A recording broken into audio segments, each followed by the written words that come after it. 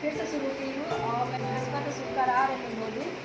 तो आज की उपवास प्रार्थना मुझे आना था, तो रात में ही मेरे पति भी मेरी बेटी भी कह रही आज उपवास प्रार्थना में नहीं जाना है ना, हमको कहीं जाना है, जल्दी आना है, जाना नहीं है।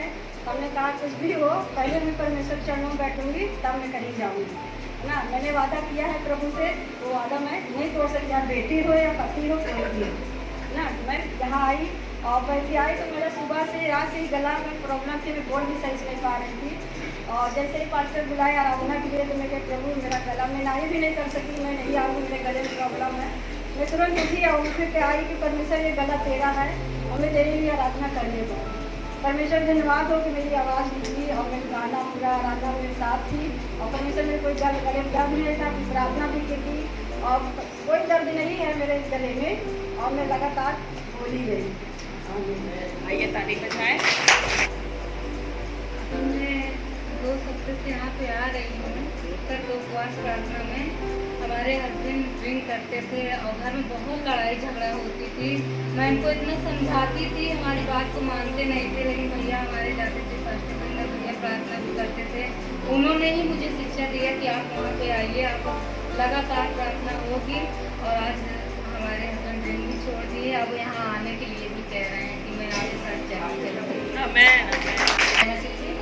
और मेरी गवाही है मतलब कि लगभग 15-20 दिन की है और मैं आ नहीं पाई, तो प्रभु का धन्यवाद करते हुए मेरी बेटी पिछले हफ्ते में आई थी तो बहुत बीमार थी।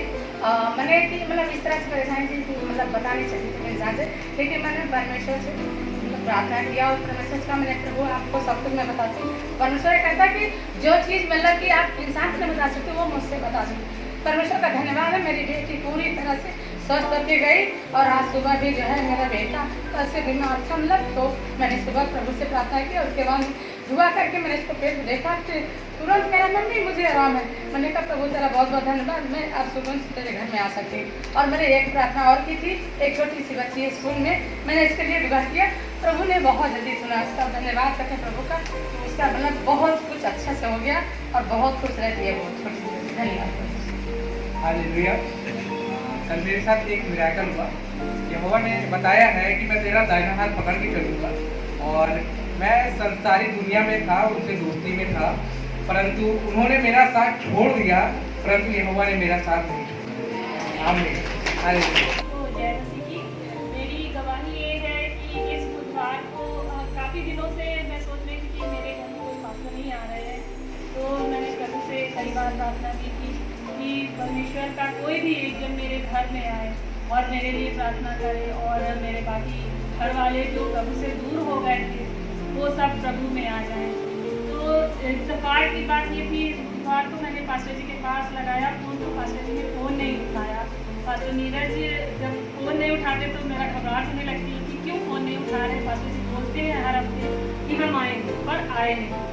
तो इस बुधवार को अचानक से पहुँच गए और मैं एकदम चिंतित थी क्योंकि संडे को उन्होंने बोला कि मैं आऊँगा जरूर, अगर यहाँ रहा तो इलाहाबाद। जब वो अचानक से पहुँचे मेरे पास कुछ भी नहीं था उनके सामने रखने को, और यहाँ तक कि और उन्हें कुछ अपना उत्तम दान भी दे सकूँ। परमेश्वर ने ऐसा चमत्कार किया, मेरे हस्बैंड जैसे आए, मैंने जो पैसा रुका हुआ था वो मिल गया और वो फटाफट दुकान के गए, सारा चीज़ लेकर आए और पानी देने के लिए मेरे पास कुछ भी नहीं था।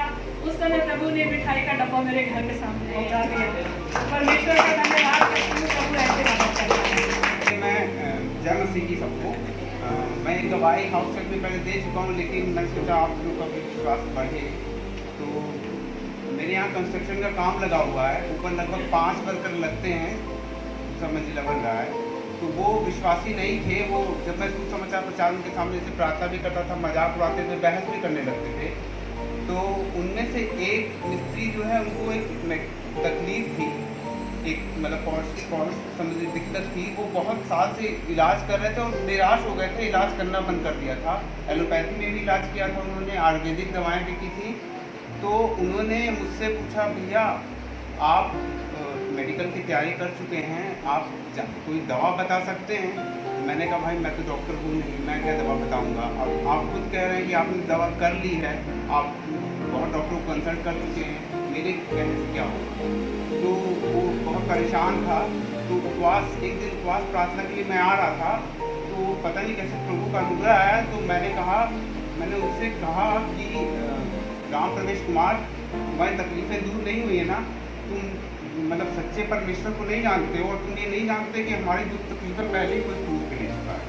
तो मैंने उससे कहा कि अगर तुम विश्वास करते हो, मैं उपवास प्रार्थना में जाता हूँ, अगर तुम विश्वास करो 2 मिनट की प्रार्थना करना कि प्रभु यीशु मसीह तो तुम सच्चा मसीहा, सच्चा परमेश्वर का बेटा है, तो मेरी ये तकलीफ दूर कीजिए। और मुझमें विश्वास की बीज हुई है। मैंने वो ये कह के मैं चला आया उपवास प्रार्थना के लिए। कुछ दिन तक वो उससे मुलाकात नहीं हुई। 5वें दिन वो आए तो मैंने पूछा कि अब आपकी तबीयत कैसी है। उन्होंने कहा कि मैं बहुत पूजा पाठ करता था, लेकिन ये जो हुआ मेरे साथ वो मेरी आंखें खोलने वाला है। मैं मानता हूँ कि आप जो कह रहे थे वो सच है, परमेश्वर बहुत अनुग्रहकारी है और उनकी तकलीफ़ें आधी हो गई हैं। तो मैंने उनको मेंस मीटिंग के लिए बुलाया है। मैंने कहा अभी तकलीफ़ें आधी हुई हैं, मेंस मीटिंग में आइए, अपने पापों की क्षमा मांगिए और उनको उद्धारकर्ता मानिए, आपकी पूरी तकलीफ हमेशा फिर मेरी जवाब